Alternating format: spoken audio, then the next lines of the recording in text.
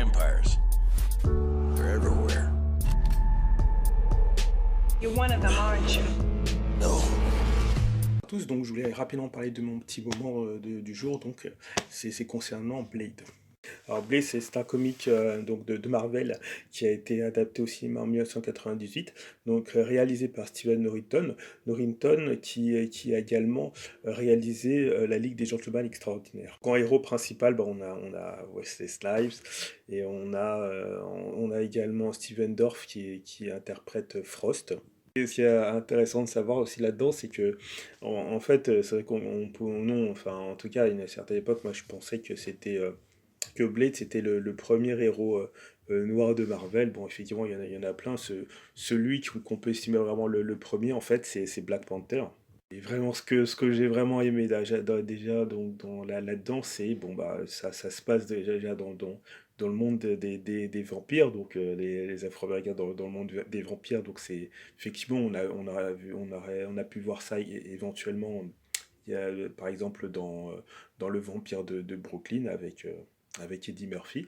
Mais là, franchement, cette adaptation était géniale. En plus, Wesley Snipes, l'action qui est au rendez-vous, et puis le scénario de l'histoire de Blade qui est génial. Il est donc mi-humain, mi-vampire. Sa mère s'est fait piquer par un vampire. Voilà, tout y est. Voilà, ça va être injustifié. Il a également une soif une soif de sang, un peu comme les vampires. Il a acquis la force des vampires. C'est génial. Du coup, durant effectivement tout le film, on se laisse emporter par le charisme le charisme de Wesley Snipes. Et voilà, tout le reste, bien entendu, c'était Steven, comment ça s'appelle, l'acteur qui joue effectivement, qui joue également Frost, est vraiment excellent. Là-dedans, il n'y a rien à dire dans Stephen Dorff, je voulais dire. Il y a également Anne Boucher Wright, là-dedans, qui est dans une des alliées de Blade dans le film. Mais c'est vraiment excellent. Euh, Qu'est-ce qu'on peut dire de plus? C'est l'action bien au rendez-vous. Hein, franchement, au niveau du film, au niveau de mon film d'action, ça reste vraiment génial. Le monde des vampires qui donne déjà le ton, hein, donc une atmosphère assez lugubre, mais également où il y a beaucoup de rythme. La bande son, elle est vraiment géniale. Alors, la scène de début quand il se bat contre plusieurs vampires, là, il n'y a rien à dire. Et ça, effectivement, c'est également, ça complète, ça rejoint également la scène de fin, je vous dis pas tout, mais c'est vraiment génial. Le film, il a eu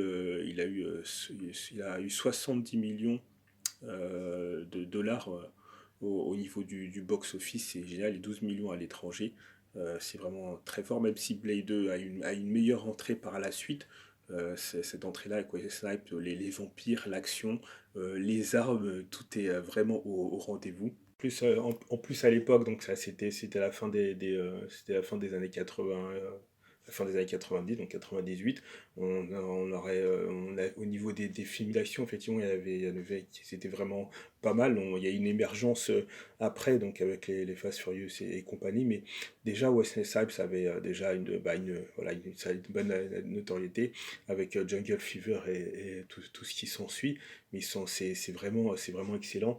Stephen Dorff en tant que Frost, donc le méchant, voilà, est excellent avec son allure un peu punk, un peu rock. Et voilà, ça colle vraiment. Ah, donc tout colle vraiment donc au niveau du scénario. Donc ouais, effectivement le petit côté rock, on le ressent à travers les bandes, enfin les manteaux, les vêtements noirs, le cuir noir de Blade. Donc voilà, qui rigole pas. Bon, il y a quand même un peu un peu d'humour. Il y a un bon humour là, quand si vous avez l'occasion de voir le film, vous vous en rendrez compte, c'est vraiment pas mal. Puis les scènes de combat somptueuses, ils ont voilà, des très bons acteurs, voilà, des très bons combattants au niveau arts martiaux. Il y a une jeune fille, vous verrez, excellente. D'ailleurs, bon, cette fille, voilà, fait du taekwondo, juste pour dire, mais c'est tout. Mais en tout cas, restez quand vous regardez le reste, c'est vraiment le charme au niveau de ce film. Il ne déteint pas. C'est rarement, pour moi, un film m'aura marqué. Donc vous verrez, il y a différentes vidéos qui parlent du 2 de Blade 2 et qui vous indiquent à quel point le Marvel 2 a influencé l'univers de Marvel, l'univers cinématographique de Marvel. Bah, comme vous pouvez le voir, Marvel, ça marche très bien. Donc financièrement, si vous avez eu l'occasion de regarder les films, de regarder les budgets, c'est excellent, le budget est de plus en plus élevé. Et quand tu sais que Marvel Studios, donc voilà, la, la société qui a produit les films Marvel, était vraiment en difficulté financière, qu'il avait plus d'autre choix, voilà, que de tout miser sur les premiers films, donc avec Iron Man et compagnie, et que finalement ça a marché, ils ont eu le succès escompté. C'est vraiment génial, mais Blade, ça représente la première symbolique de tout ce qui a marché au niveau Marvel, et c'est vraiment excellent. Donc si vous avez vraiment l'occasion de revoir ça, si vous avez pas vu Blade, franchement je vous conseille, c'est vraiment vraiment génial.